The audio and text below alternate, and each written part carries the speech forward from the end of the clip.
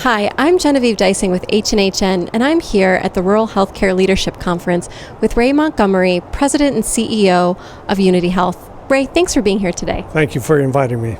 Ray, could you tell me, how does Unity Health help its community get proper access to care? Well, it begins by having a strategic plan, a strategic vision.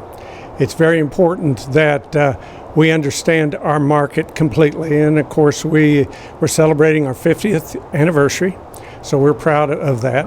But it's bringing people together to articulate the vision and understanding, first of all, what the needs of the community are. And by identifying those community needs, then therefore we can build partnerships within the region and beyond to try to meet those healthcare needs as people expect. And you know that people expect the highest level of quality that is available. And what advice would you give for other rural hospitals who are trying to do this? Well, it's challenging times, and it's important that they too understand their markets very well. And it's important, as I described, partnerships are very critical. A number of years ago, what we saw is an independence of healthcare. Hospitals were fairly independent, physicians and other providers were fairly independent.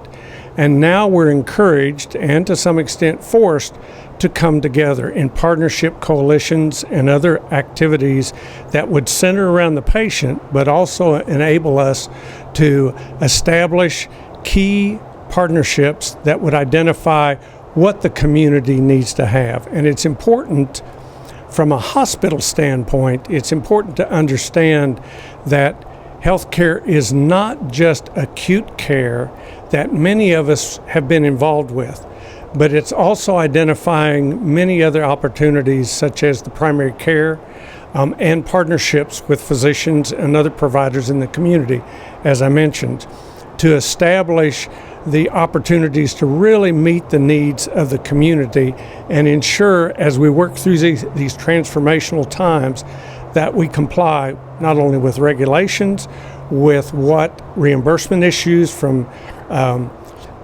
pay for performance to fee for service or value. And that is a paradigm shift for many of us, particularly in the rural healthcare arena, in thinking about things that would ensure high quality, which we all strive for, but also that value proposition, giving cost-effective care in their communities. And with that in mind, what takeaways are important for the AHA's report on ensuring access to vulnerable communities? First of all, I have to give a lot of credit to the American Hospital Association.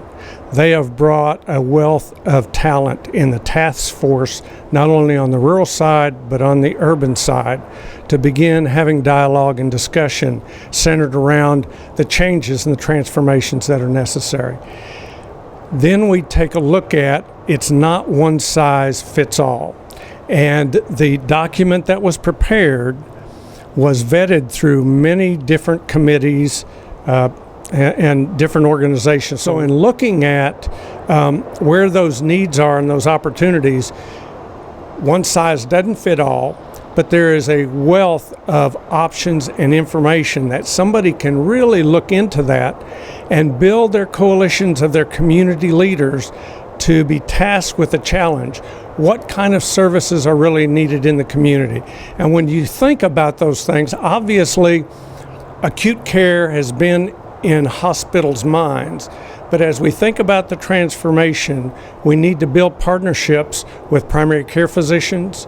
We need to think about the emergent or urgent care services that are needed, observation opportunities that would identify the level of care that would be needed if you have to partner with urban, more technical facilities. Then you start thinking about mental health issues, home health issues, and many items and areas of services that are very well documented in this document to help the communities begin having these community dialogues about what is best for theirs. Great, thank you so much. Thank you. For H&HN, I'm Genevieve Dicing. Thank you for watching.